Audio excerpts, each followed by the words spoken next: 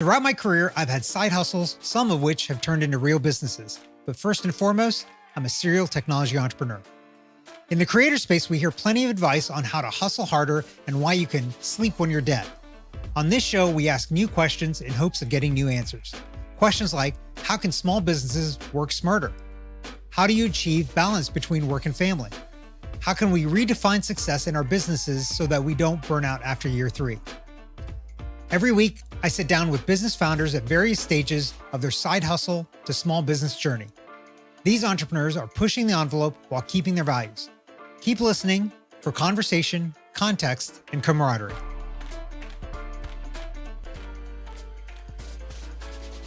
ShaVonne Davis is a former classroom teacher who channels her love for theater arts into her small business, Acting with Mrs. Davis. Acting with Mrs. Davis is a theater arts education company that provides after-school programs, classes, workshops, and educational consulting. ShaVonne teaches culture, self-confidence, and creative expression to her students. Here today to share the story of her business and how she balances work and family life is Mrs. Davis herself, ShaVonne Davis. ShaVonne, welcome to the show. Thank you, Sanjay. So happy to be here. Well, I'm happy to have you here, and I'm hoping to get some acting tips here near the end of our conversation. But first, let's start out with your background and kind of what got you to the point that you're at right now. Well, I am a proud graduate of Clark Atlanta University in Atlanta, Georgia, and Whoop, whoop. yeah, that's right. Proud HBCU graduate, and I have my Bachelor of Arts in Theater Arts, and so that kind of spearheaded. Well, a little bit. I'll backtrack. I was in acting and modeling classes when I was younger, and that kind of got me in the mind frame of wanting to be involved with theater. And then in college, I was like the president of our theater organization, the CAU Players, and just really started to enjoy the behind the scenes aspect. And so that's when I started a company called Banks Entertainment LLC, and I came back to my hometown of Fort Worth, Texas. That's where I'm from, and decided to start this business working with local artists and performers and promoting events. And then I started a printing service. I'm like a serial entrepreneur, and it just runs through my family. My family is full of entrepreneurs and business owners, and so yeah, and so that led me to starting to work with youth on the youth side of entertainment and poetry and performing. And so I started a summer camp, a Saturday night summer camp for kiddos.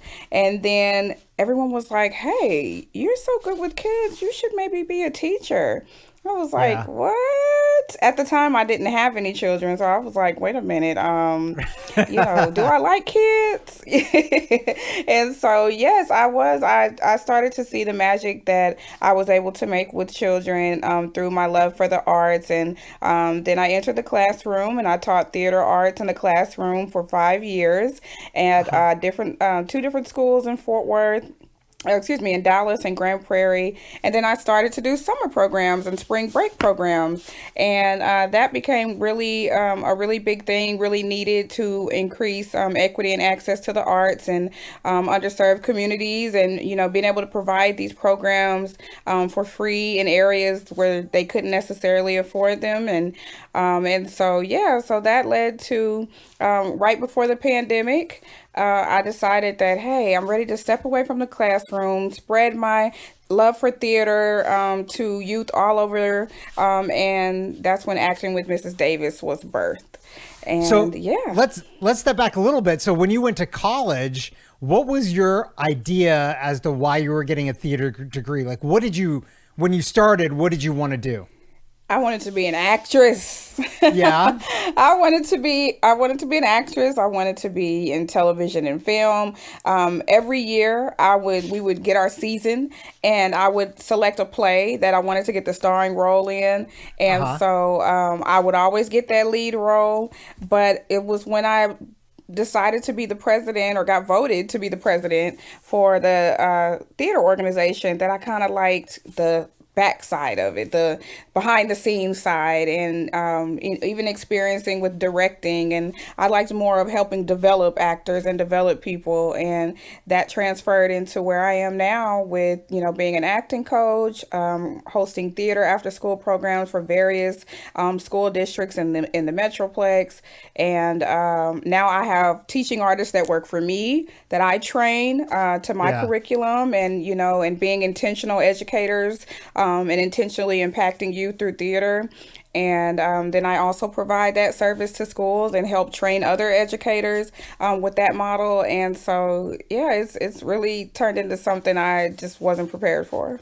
Yeah. So I think a lot of people, just like entrepreneurship, a lot of people view acting as, oh, that just seems like a fun job, right? Like you just get to show up and just, pretend and do those kinds of, but it's a lot of hard work, right?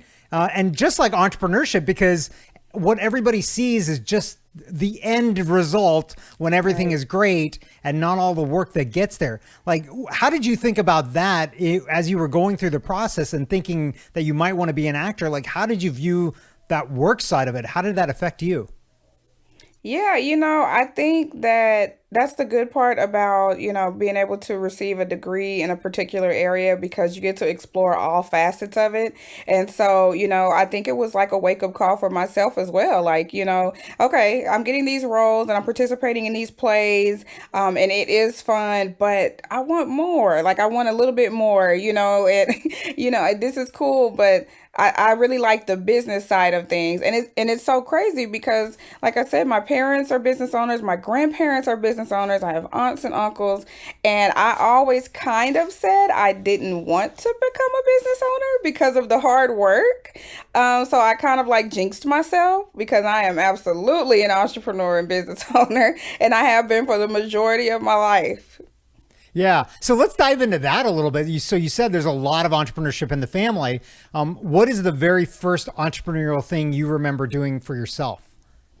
Ooh, that's fun. Wow. I would say, um, you know what? I tried to put together, well, I say tried because, the first time doesn't always go well, but I put together a family comedy show.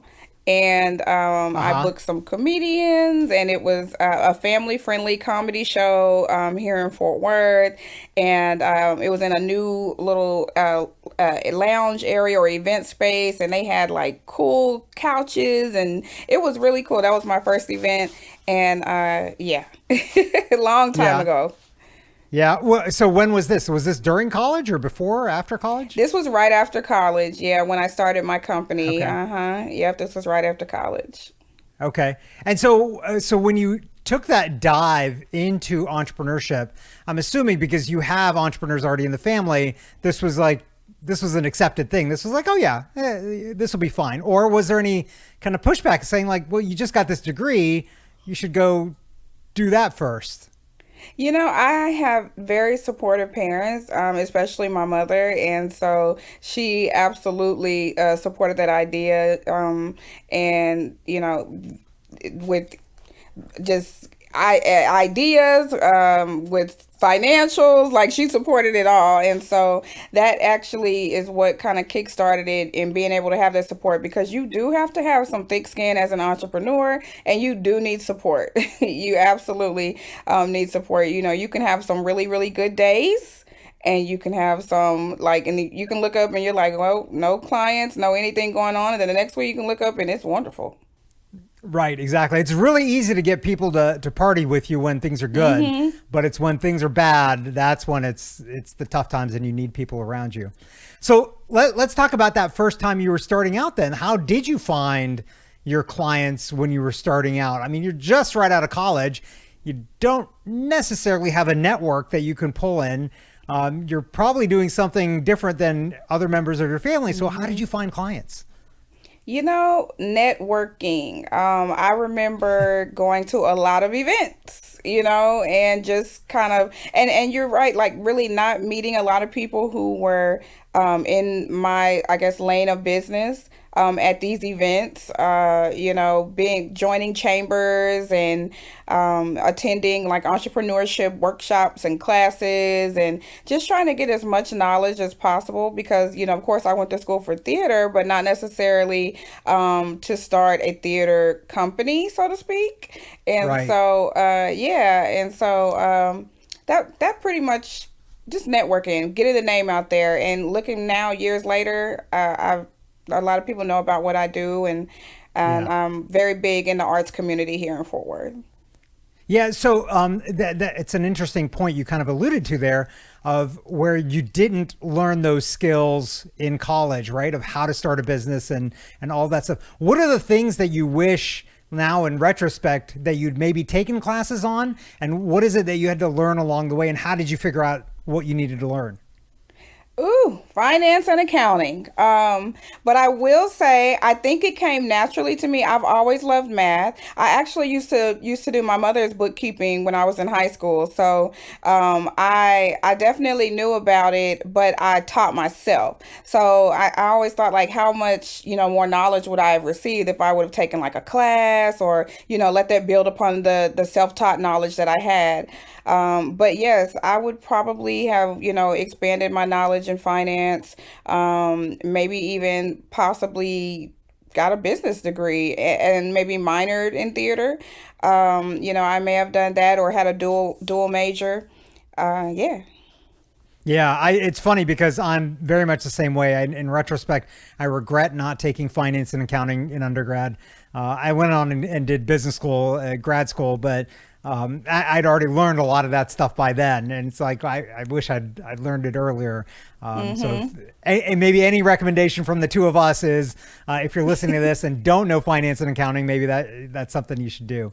Right. So starting the business that you're in now, how did that really get underway? Like what was the kind of epiphany and the thing that you said like, hey, I need to start this thing? Yeah, so my first year of teaching theater arts was in a challenging neighborhood with youth who were experiencing just unimaginable things at home, and bringing some of that trauma, through their schoolwork and things. And so, I kind of felt like I was like thrown to the wolves a little bit, like, hey, you're a teacher, get out there, do it, and I'm like, okay. So I know theater, but what I didn't know is how to connect with children. And Yeah. so what I ended up seeing is that through theater and, teaching them creative expression, it really gave them a voice, and, it created a really safe and inclusive culture in my classroom. And, I took students who had no experience in theater arts to competitions, and we would win across the board. And I was like, I'm good at this, and then it's that culture in my classroom started to spread through the school, and I ended up going to another school a year after that. And the same thing, similar experience, just in impacting an entire school culture through the relationships that I was building with students, and the skills that I was teaching them through theater. Because it's not just acting, it's a lot. It's public speaking, self-confidence, culture, all of that. And so, yeah, just deciding that it's time for me to kind of marry my 5 years of classroom education experience with being a business owner, and out came acting with Mrs. Davis. There you go. So, and we'll dive into what exactly that is and kind of how you manage it. But let's start first talking about the stress of owning a business and working kind of full time. And did you start acting with Mrs. Davis as a side hustle first, or did you just go full in? You know what? I guess I will say it was a side hustle, because I Okay. started doing a spring break program, a spring break theater program while I was still teaching. And Yeah. then I did like a short summer program. And Uh then huh. I started going to other programs and teaching theater. And I started doing some acting coaching on the side, like started with some of the students that I worked with who wanted to audition for other opportunities and Yeah. wanted to work one on one. And so it started with that, and then now it's carried over to various area theaters. I actually, provide workshops for them, and as well as what I do on my own. And I mean, it's really turned into an all-out theater education company. So how did you, in those early days then, how did you manage the stress of doing two jobs basically, right, at the same time? I could not pour into it the way that I wanted to because I was so consumed with my school day work, my work in the classroom. And so it was very challenging. Coming from being a business owner, because, prior to that, I had ran my own company for 7 years. And so I was used to just, kind of doing things on my own time, creating my own schedule, my own office Right. hours, things like that. And so it was hard working all day and then trying to come and build this business on the side, and then also make time for family. And Right.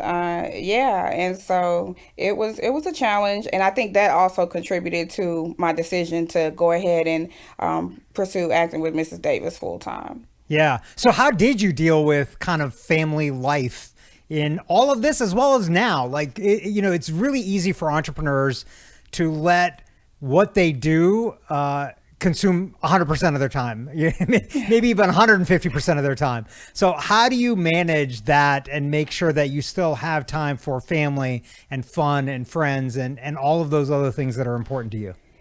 Well, right now I am absolutely just navigating, taking things day by day. I have my actual baby just turned 1 year last Oh, week. congratulations. Happy birthday.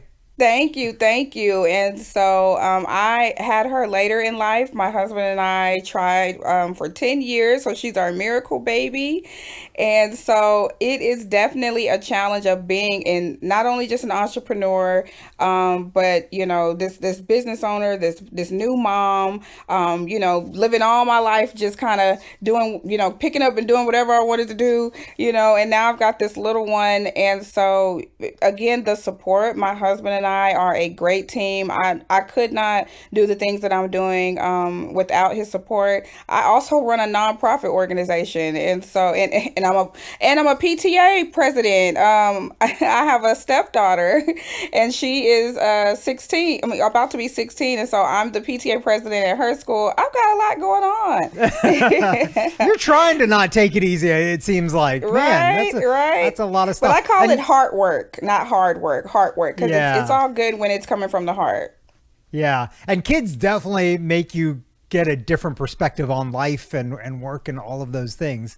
So let's talk about setting boundaries. I can imagine the work that you do with kids and others to coach them in acting. Like, they have auditions all the time and they might want to call you and get advice, like, their jitters just before. Like, how do you set those boundaries to make sure that you still serve your clients who you, I'm sure, love, but then also have time to get everything else done, right? Like, you're probably doing the marketing for your business and like all of these other things that are really required for you to kind of keep propelling forward. I'll be honest. I told myself if I ever got into business again, that I would really take the time and, think about myself, put myself first, family, not let work consume me, like really have a good, healthy work-life balance. And so, just to be transparent, when I think of the services that I want to offer, and now that I have a baby, and I enjoy being home with my baby and, things like that, there are certain services that I don't offer as much, and that there are services that I've gravitated to more. I've really picked up in the education consulting arena arena, with, working with school districts and providing professional development workshops for educators and one-on-one coaching with educators, and then also having my after school program. So it's like a very small window of now, I honestly where I work, my after school programs are only from like 4 to 6. And so I enjoy that schedule. And then, during the day is when I, do my social media marketing, my brainstorming on ideas, my meetings, connecting with, other community partners and things like that. And so, yeah, I've had to kind of say no and had to kind of walk away from some things that didn't really fit into my new schedule. Yeah. So was the way you decided this all based on the amount of time it was going to take, or so was that the main driver, or was it money as well? Or like, how did you pick Ooh. and choose the things that make sense? I would say a little bit of both. Time is definitely a big deal. I like to do things in excellence. And so, I never want to feel like I'm rushing or not giving someone, the best service. Money, definitely. When I think about, how much money I can make for teaching a 1 hour, acting, lesson to, providing education consulting services. It just kind of like, okay, we may need to lean more towards this, less time, more money. Let's work smarter, not harder. But at the same time, I am still committed to the community. Like I said, through my nonprofit, we offer free fine arts programs all of the time, free summer programs. And so for me, I get to have that healthy balance of I have to make a living for myself, but I'm still involved in the community doing the work like that as well. Yeah. So on that theme of work smarter, not harder, do you have technologies, apps, systems, anything like that that you've kind of implemented for yourself that you'd recommend other people look at if they're trying to do, a side hustle or launch a small business like you? You know what? The first thing that comes to my mind is Canva. So Canva is my favorite. Like that is my best friend. I don't know what his or her pronouns are, but Canva, I love you, Canva. But yeah. So I always tell people about Canva, your marketing materials. I spent so much money in my first entrepreneurial life, shall I say, on people doing graphic design, people doing my websites, this one not turning out right, finding someone else, managing it, designing business cards. And I said, never again. And actually then I started to teach myself through Microsoft Publisher. If you're in the graphic design world, like, girl, what are you doing? But I started out in Microsoft Publisher, and I would even do some stuff for clients, got a little bit into Photoshop. But so if you have a little bit of background in graphic design, Canva will change your life. But yeah, I would say definitely Canva is one. And for insurance, Hiscox. There you go. A nice shout out for Hiscox there. Anything else that you use like day to day, like if you did not have, it would be really tough for you to manage your business? Ooh, you know what my new thing is? What's that? Calendly. Calendly.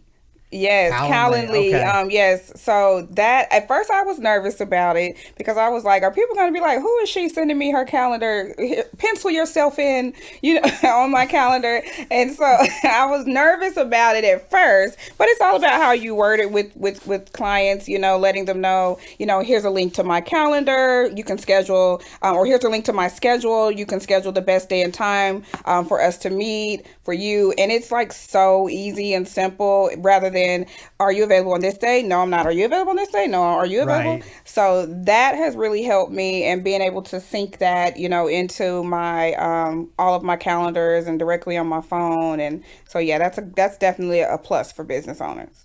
Yeah, I've heard that same thing, and I've had that same reservation too. But what I've seen a lot of people do is like, hey, let me know when you're available. But if it's easier, here's a link to my Yeah. Calendly, and you can just go ahead and schedule right now. Yep. And I'm with you on saving that whole back and forth. That's just better for everybody, right? At the end of the day. So let's talk about like now kind of retrospective. So thinking back to the very beginning of when you started being entrepreneurial, like thinking back, What do you think you did poorly, and what would you do differently knowing what you know now? Okay, yeah. Something I did poorly was not believing in myself and not believing in my vision. Just kind of like trying something out and not really mapping out what success looked like. And Yeah. so, in the beginning, I felt like I needed like to collaborate or I needed to work with other organizations. I myself wasn't enough. And so I ended up working with a company, like kind of bringing them along, and it just ended badly. It just wasn't a good idea. They got really intimidated and jealous, and it didn't work out well. And so at that moment, I felt like, I'm enough on my own. I don't really just have to tag someone along. And so once I realized that, I just really started to make good connections and just believe in myself and really just work harder. And it's just led me to, so many great things and so many good people in the community. Not all business is good business, shall I say. Yeah. So this is interesting, this kind of point you're making here, especially because you've been surrounded by entrepreneurs, and to not have that self-confidence, even though you've seen entrepreneurs all around you, is interesting. And I think it's not an uncommon thing, right? A lot of entrepreneurs, although we go do these kind of startup things, we're always questioning, like, can I do this? Is it possible? Right. Whatever. How is it that you got yourself over that? I think over time, just, overcoming challenges and getting stronger each time and not making the Yeah. same mistakes, actually learning from my mistakes. And also just being a good person, just, really honestly, when you do good things and you intentionally do good work and provide people a good service, and when you give back to the community, and when your heart is in the right place, like things just always work out. And being in a business where my focus is impacting children's lives, it has just been very rewarding and fun. I literally tell people, like, I get to wake up and have fun with kids every day. Like, it's just the best. Especially looking back, how you were still unsure if you wanted to work with kids or if you I like kids, and was. and now you're all in at this point. So I that's fantastic. am. I Yeah. do. I So love kids. I love giving them opportunities that I had and didn't have. Like, I love it. yeah, that's great. So let's think about what would you tell somebody that's thinking about taking the leap and starting a side hustle like you, or taking their side hustle and making it a full-time business? What advice or what thoughts would you give somebody like that? Plan. I haven't done much of anything without some sort of a plan in motion. And then I work backwards. In the theater world, when we prepare for plays, we look at the end result and we backward map. Like, what do we need to do to work up towards show day? And so, kind of like that same model, where do I see myself in a year or two with this organization? And sometimes 2 years may be too far to think. Sometimes 3, 5 years is too far. You can start with 6 months. What do I look like in 6 months? Let me backward map the steps that I need to take. And also, one of the biggest questions, because I do coach with a lot of entrepreneurs in the area and provide them help on contracting with districts and just entrepreneur mentorship. And just kind of tell them, don't think about too much about, oh, the money, because if you're doing something good, the money will come. It will Yeah. absolutely come. And if it's a part of your plan, it will come. So that's why planning is very, very important. So, okay, most probably important question, at least for me. I've been waiting to ask you this. And the last question. So, acting, you mentioned this, it's very much like public speaking. So, give us like a couple of acting and or public speaking tips so that all of us that are listening to this can level up our abilities. So you said some public speaking tips? Or acting and or public speaking tips, right? Like, it's all kind of the same. I think most people that are listening to this may not be actors. And so, maybe some of the advice you can give are around public speaking? Because I think in a lot of ways the two are very similar. The biggest thing that I can say is keep a smile on your face. That sometimes, no matter what you say, sounds good when you have a smile on your face. Like, look, broccoli, chicken nuggets, Takis, things like math, homework. Look, homework.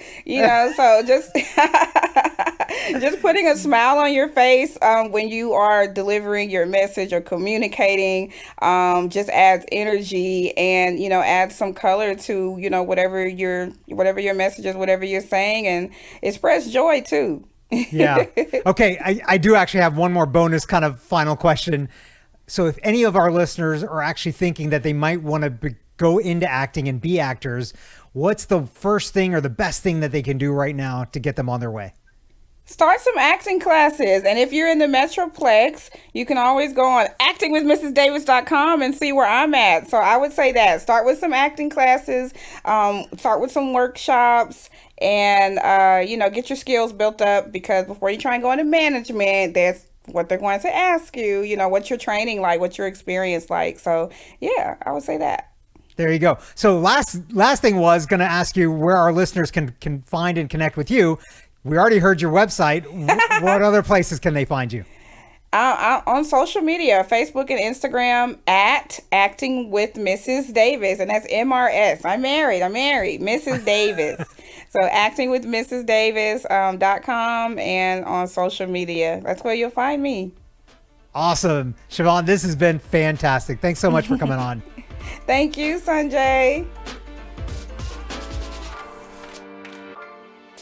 Thank you for listening to this week's episode of the Side Hustle to Small Business podcast, powered by Hiscox. To learn more about how Hiscox can help protect your small business through intelligent insurance solutions, visit hiscox.com.